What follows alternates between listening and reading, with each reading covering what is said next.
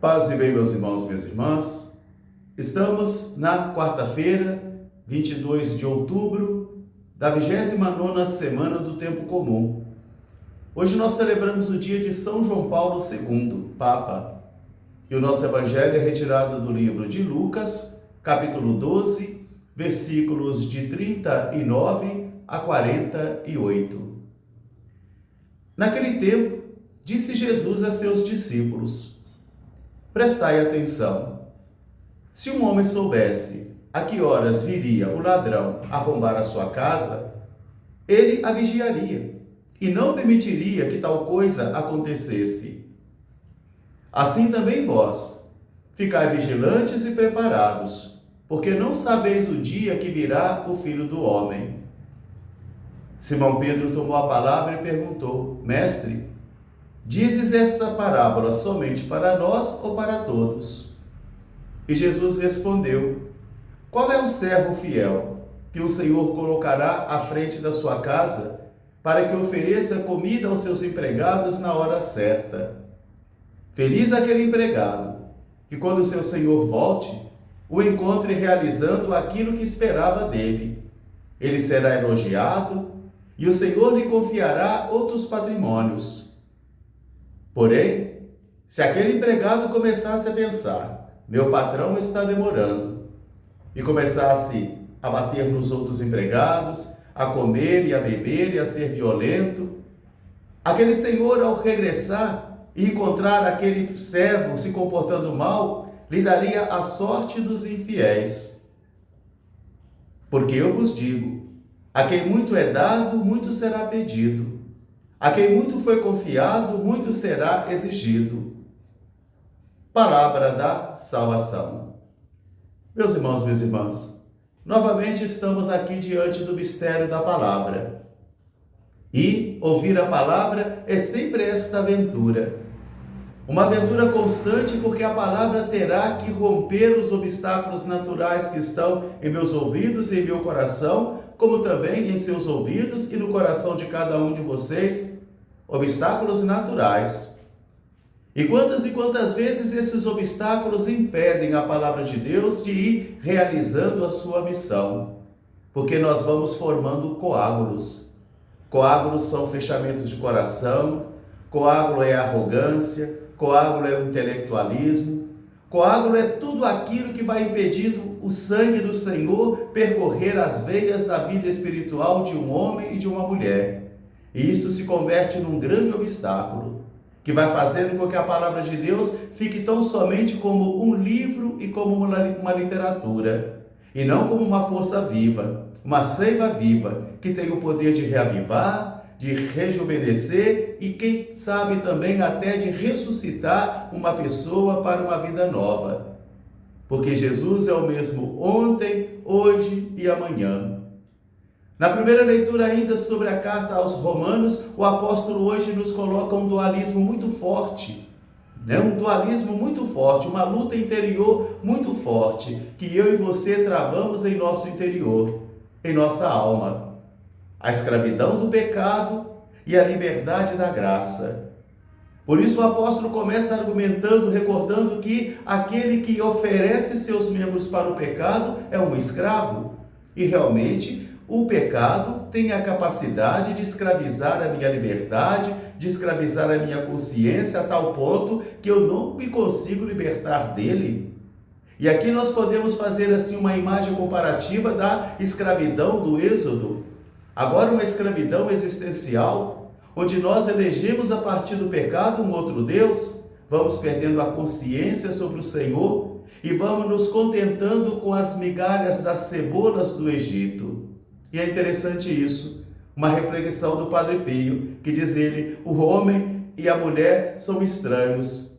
Eles preferem 5 minutos de prazer e uma eternidade de dor.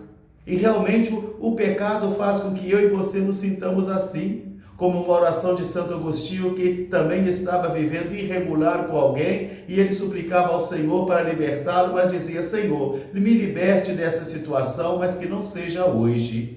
Que não seja hoje, por causa da escravidão que o pecado exerce em nossa alma e em nossos corpos.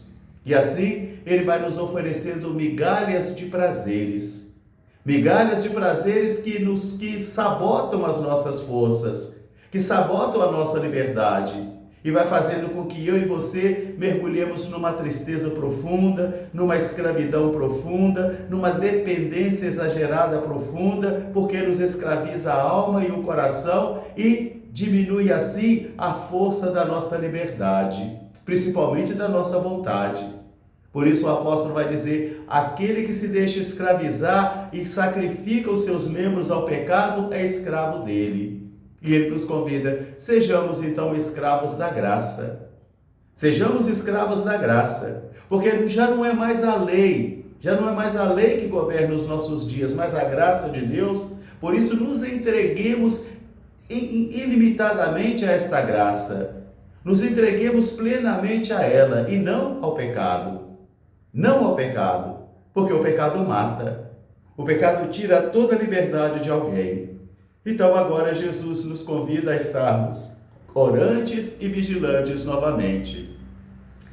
E continuando a ideia do evangelho de ontem, orar e vigiar. Por isso ele vai começar a dizer sobre isso aí: se o dono da casa soubesse a que hora viria o ladrão, ele iria vigiar, e o ladrão não conseguiria entrar em sua casa. Por isso vocês também orem e vigiem. Vigiar os ouvidos, vigiar os olhos, vigiar o coração, vigiar. E também orar, numa espera ativa, enquanto aguardamos a vinda do Senhor. E é interessante que na missa nós falamos isso 4 vezes. Enquanto aguardamos a vinda gloriosa do Senhor, creio que Ele há de vir de julgar os vivos e os mortos, porque nós cristãos, nós cremos numa segunda vinda de Jesus, ainda que muitos procuram negar. Há muitos que negam, há muitos cristãos que já não creem mais nisso. Muitos, para eles, é uma figura alegórica, é uma figura de linguagem, é somente uma mitologia, porque o coração já não diz mais isso. Muitos já não creem mais numa segunda vinda de Jesus. E você, crê?